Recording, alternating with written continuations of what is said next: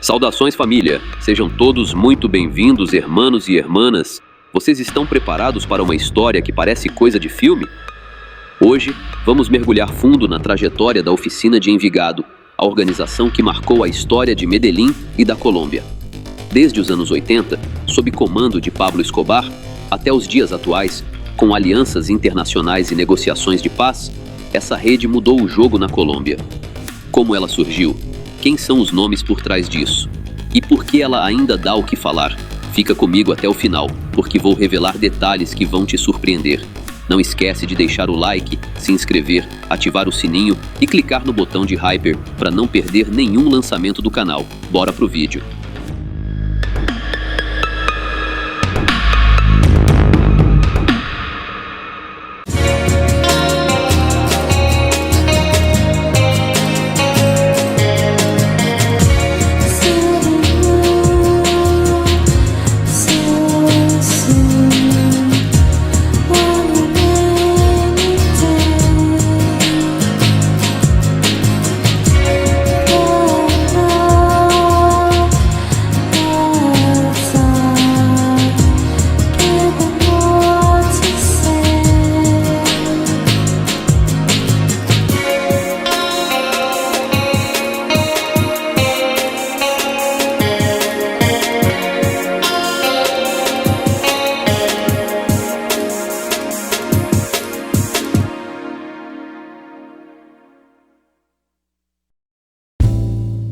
A Oficina de Envigado é um dos grupos mais conhecidos da Colômbia, famosa por sua influência no país do café.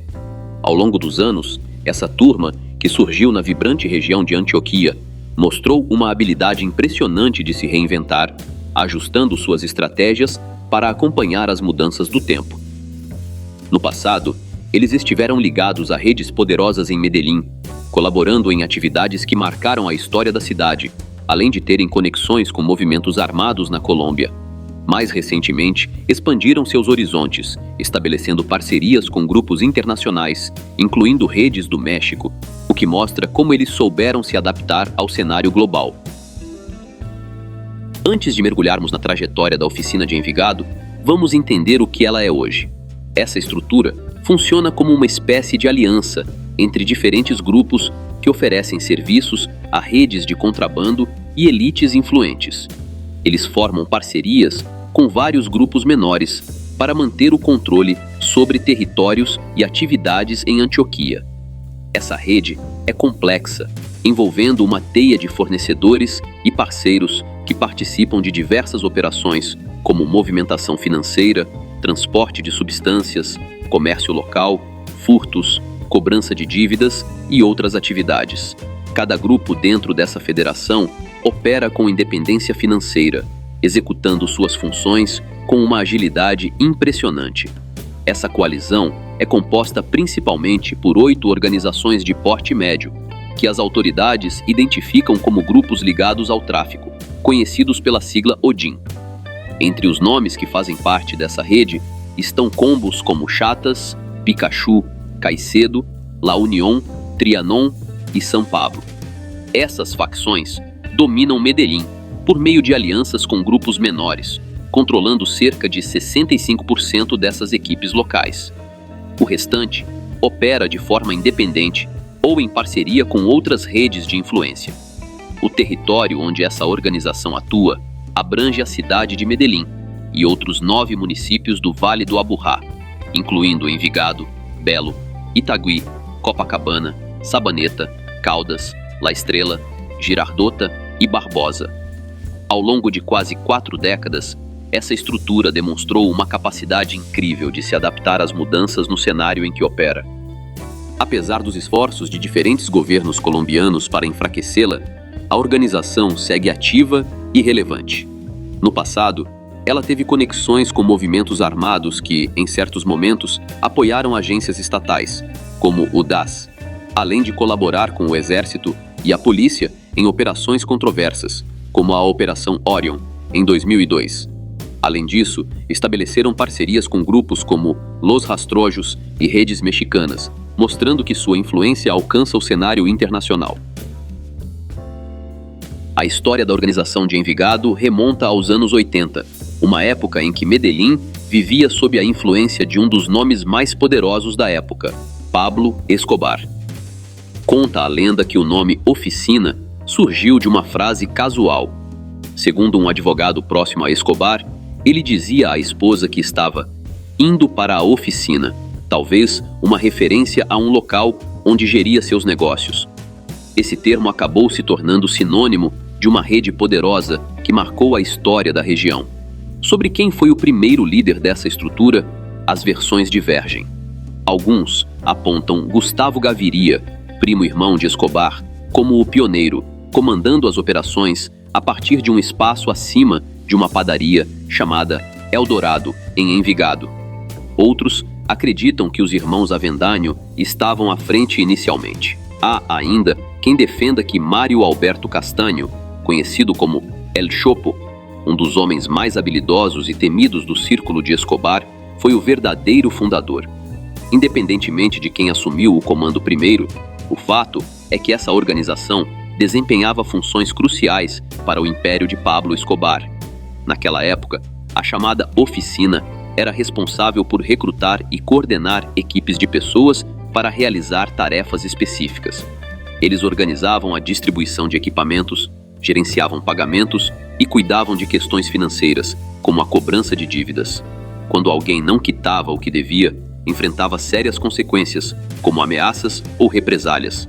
Curiosamente, a oficina não era um lugar fixo, mas sim uma rede de casas e pontos estratégicos onde Escobar recebia pessoas e administrava seus negócios.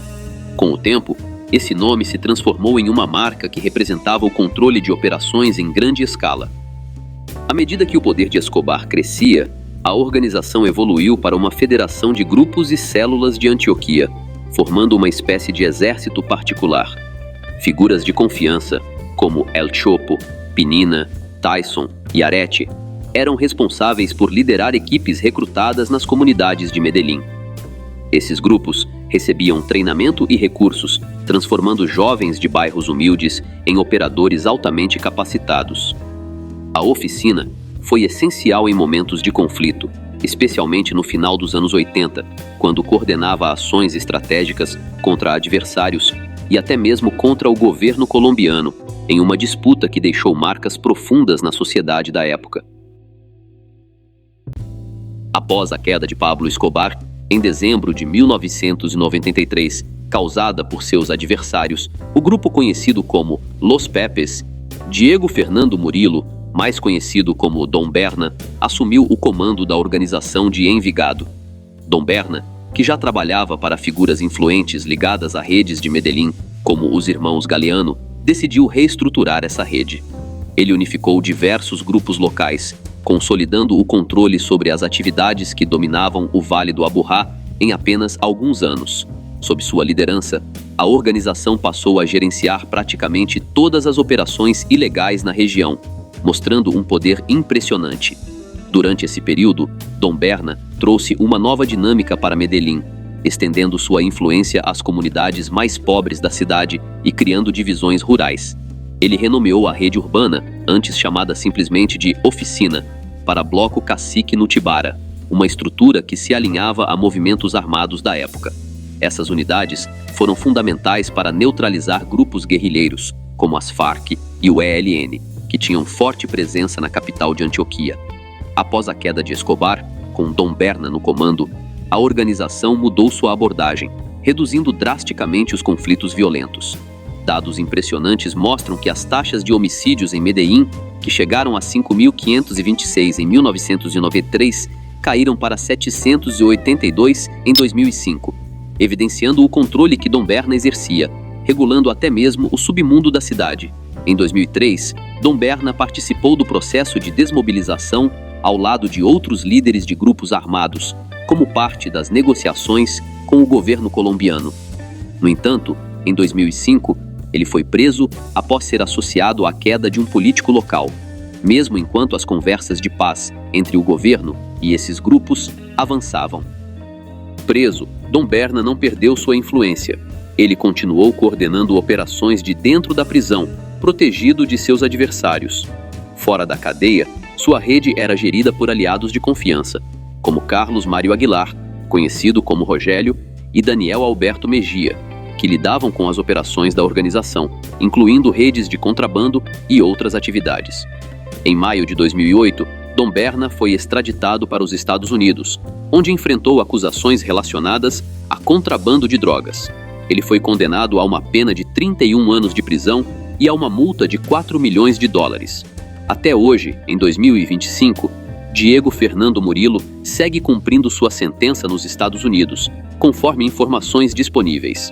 Sua trajetória, no entanto, continua a gerar debates, especialmente após ele expressar interesse em contribuir com esforços de paz na Colômbia, como mencionado em uma carta ao presidente Gustavo Petro em 2024, onde destacou sua experiência para ajudar a construir um futuro menos conflituoso. Com a extradição de Diego Fernando Murilo, conhecido como Dom Berna, em 2008, a organização de Envigado entrou em um período de intensos conflitos pelo controle de suas operações. Dois líderes emergiram como figuras centrais nessa disputa: Maximiliano Bonilla, conhecido como Valenciano, que dominava as rotas de transporte pela costa do Caribe, e Erickson Vargas, apelidado de Sebastián, que apesar de ter menos influência nas redes de contrabando internacional, contava com a lealdade da maioria dos grupos locais de Medellín. Essa rivalidade desencadeou uma onda de caos entre 2008 e 2011, com as taxas de eliminações na cidade disparando em 57%. Nesse período, cerca de mais de 6.000 quedas foram registradas, uma média alarmante de 5 pessoas por dia. Sebastián acabou prevalecendo nessa batalha, consolidando sua vitória com a captura de Valenciano em novembro de 2011, na Venezuela, onde foi detido no estado de Maracay e posteriormente extraditado para os Estados Unidos. No entanto, essa vitória teve um custo alto. Com a queda de Valenciano, a organização perdeu o controle de suas principais rotas de transporte, que eram essenciais para suas operações. O reinado de Sebastián, porém, foi breve. Quase imediatamente, a organização enfrentou a ascensão dos Sureños, um grupo que ganhou força em Medellín, apoiando Valenciano e assumindo várias das rotas que antes pertenciam a ele, colocando Sebastián em uma posição complicada. 9 meses após a captura de Valenciano, em agosto de 2012, Sebastián também foi preso em uma fazenda nos arredores de Medellín, encerrando seu curto período no comando. Após sua queda, Freiner Ramírez, conhecido como Carlos Pesebre, assumiu a liderança, mas seu tempo no poder também foi curto. Com sua captura em 2013, o próximo a tomar as rédeas foi Juan Carlos Mesa Valejo, conhecido como Tom, um líder que surgiu de um grupo chamado Los Chatas. Diferentemente de Dom Berna, que controlava 100% dos grupos locais, Tom comandava cerca de 65% dessas facções, indicando uma fragmentação no poder da organização. Em meados de 2013, Tom negociou um acordo de paz com os Sureños, supostamente por orientação de figuras influentes que temiam que o conflito prejudicasse seus interesses. Esse pacto permitiu que a organização de Envigado recuperasse acesso a rotas internacionais de transporte controladas pelos rivais, em troca de ceder alguns territórios em Medellín e Antioquia. O resultado foi uma queda imediata nas taxas de homicídios na capital paisa, trazendo um alívio temporário à cidade. Um ponto importante sobre a liderança de Tom é que ele não era um líder absoluto, como Dom Berna. A organização passou a ser gerida por 5 figuras de baixo perfil: Carlos Arredondo, conhecido como Matel; Eduardo Garcia, apelidado de Orion; Juan Carlos Mesa Valejo, o próprio Tom; Diego Muñoz Arias, Diego Chamizo e Carlos Hernández, conhecido como Duncan. Esses homens dividiram o comando, criando um sistema onde, mesmo com a captura de um deles, como aconteceu com Tom em dezembro de 2017, as operações continuariam funcionando normalmente, garantindo a resiliência da organização. De acordo com as informações das autoridades, após a captura de Tom, possíveis sucessores na organização de Envigado incluíam Jeová Buriticá, conhecido como Camilo Chata, e Jorge Valejo, apelidado de Valejo, que atuava como um elo importante com a cúpula da estrutura. No entanto, logo surgiu a ideia de que a organização poderia passar por uma reorganização em sua liderança, uma vez que, nos grupos locais de Medellín, havia uma divisão evidente entre facções.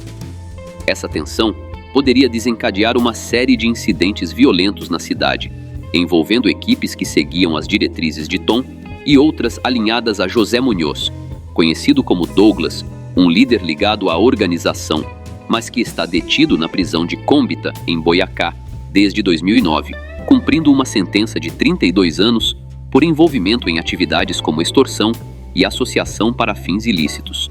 Douglas, apesar de preso, mantém influência significativa, atuando como voceiro em processos de diálogo com o governo colombiano para discutir temas de convivência e redução de conflitos, como parte de iniciativas recentes de paz urbana.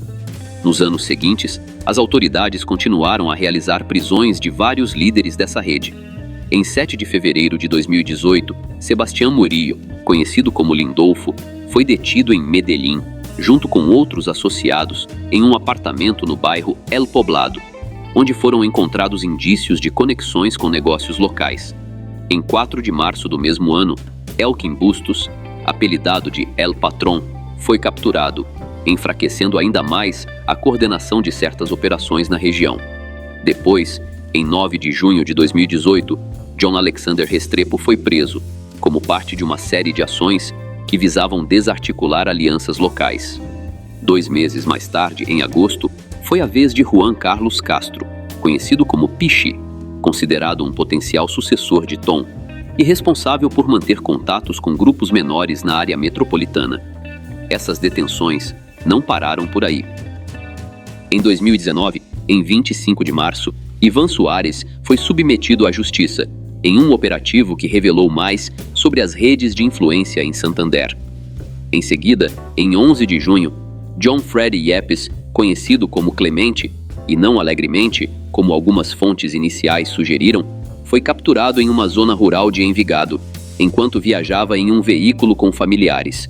Clemente era apontado como o principal articulador das receitas geradas pelas atividades dos grupos, investindo em estruturas que permitiam a expansão e o controle de territórios. Ele supervisionava cerca de 70% das células na área metropolitana de Medellín, abrangendo bairros como Castilha, Doce de Octubre, Vila Hermosa, Buenos Aires, Candelaria, Laureles, Guayabal e Belém, além de municípios vizinhos como Belo, Itagüí, Sabaneta e Envigado, comandando mais de 1.500 pessoas em combos como Picacho, Caicedo e Chatas.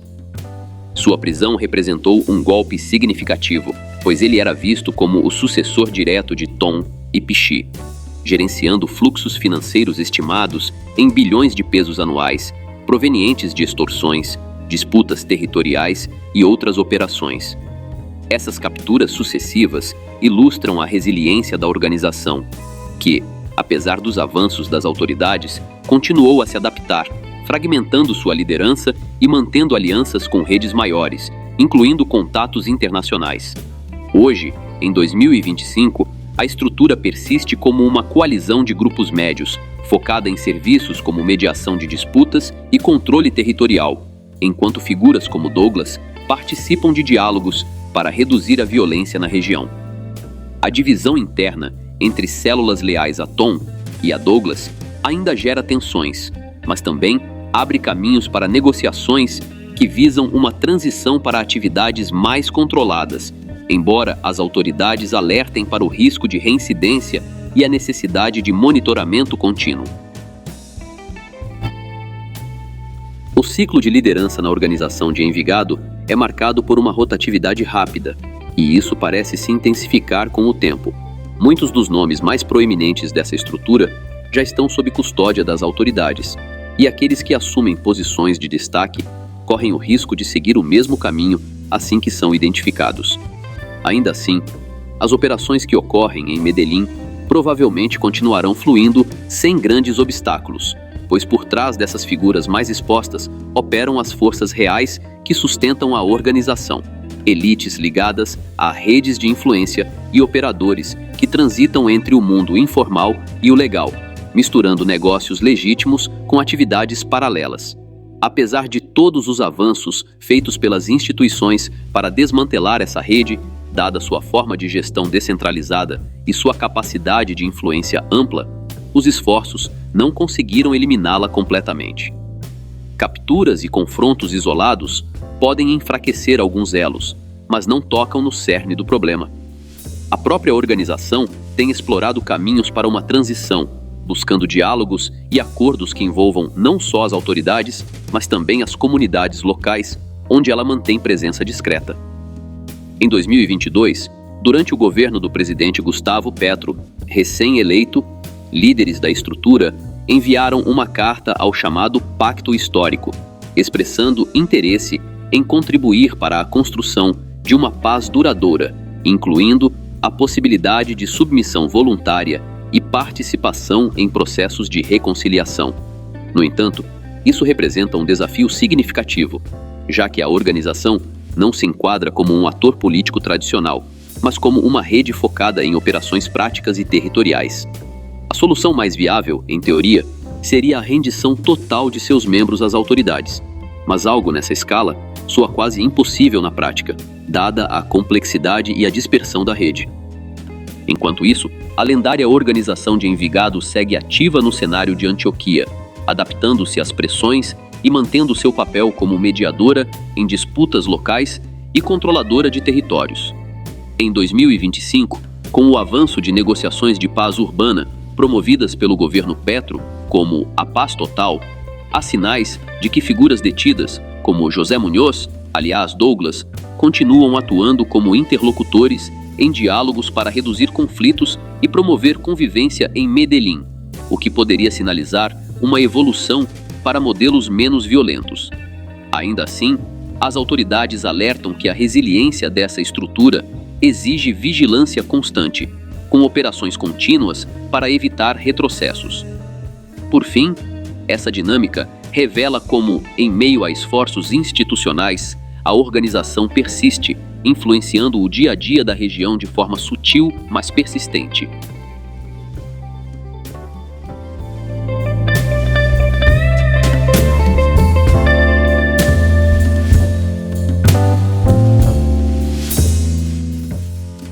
Salve, família! E aí, o que acharam dessa viagem pela história da oficina de Envigado? Uma trajetória cheia de reviravoltas que marcou Medellín e a Colômbia. Se você curtiu, deixa aquele like e clica no botão de Hyper, porque isso ajuda demais o canal a crescer. Inscreva-se agora e ative o sininho para não perder nenhum lançamento de histórias tão incríveis quanto essa. E tem mais! Quer apoiar o canal e ter benefícios exclusivos? Torne-se membro e faça parte da nossa comunidade, com conteúdos extras e muito mais. Deixem nos comentários o que te surpreendeu mais nessa história. Eu agradeço por ficarem até o final. Até a próxima!